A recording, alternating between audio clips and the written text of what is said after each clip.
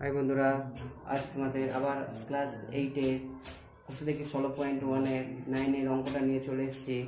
দেখো কি বলেছে, ত্রিভুজ এবিসি এর বিসি বাহুকে উভয় দিকে বাড়ালে যে দুটি বহিঃকোণ উৎপন্ন হয় তাদের সমষ্টি দুই সমকোণের বেশি।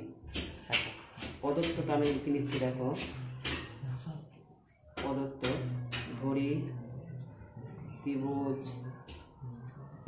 এবিসি এর বিসি বাহুকে উভয়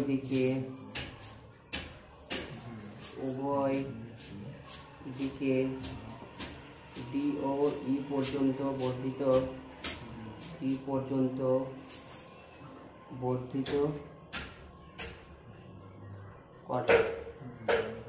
আচ্ছা, প্রামাণ্য প্রমাণ করতে হবে যে অ্যাঙ্গেল মানে দুই বহিঃকোণ অ্যাঙ্গেল এ বি ডি যোগ অ্যাঙ্গেল এ সি ই সমান সমান দুই সমকোণের বেশি। অর্থাৎ প্রমাণ, এবার দেখো প্রমাণটা করছি কীভাবে। দেখো এই ত্রিভুজের ক্ষেত্রে এইটা একটা বহিস্থ কোণ, এটা একটা বহিস্থ কোণ, তাহলে আমরা কি লিখতে পারি যে অ্যাঙ্গেল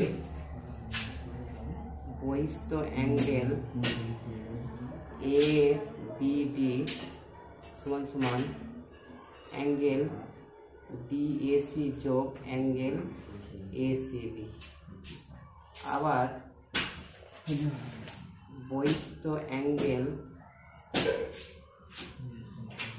এসিই সমান লিখতে পারি অ্যাঙ্গেল এ বিসি যোগ অ্যাঙ্গেল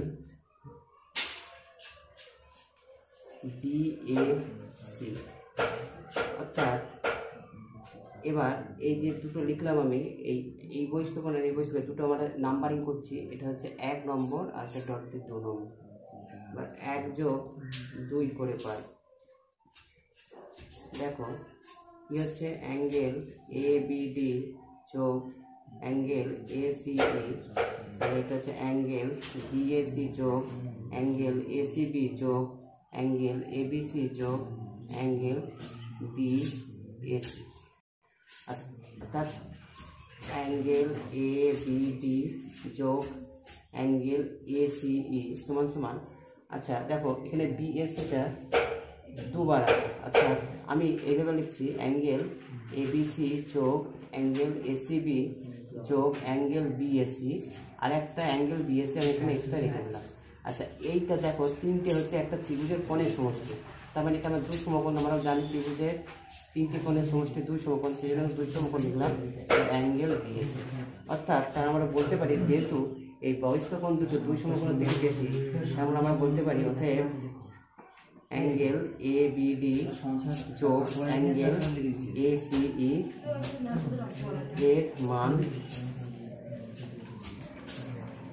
দুই সমকোণের বেশি।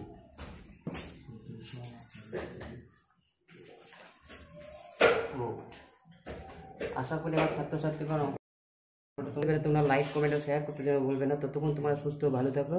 Have a nice day.